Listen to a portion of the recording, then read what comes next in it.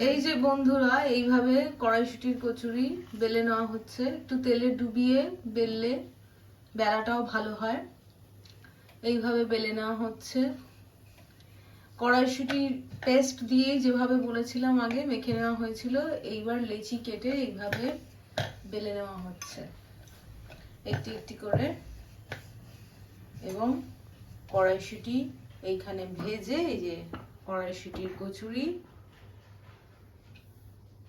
Served with ফুলকপির তরকারি।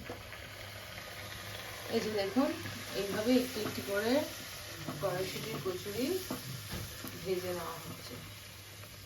ছাকা তেলে ভেজে নিতে হবে, তবেই ওটা ফুলবে। এইভাবে আপনারা আমার মতো বাড়িতে চেষ্টা করবেন এবং আমার চ্যানেলটিকে ফলো করবেন। ভালো লাগলে সাবস্ক্রাইব করবেন। অসংখ্য ধন্যবাদ।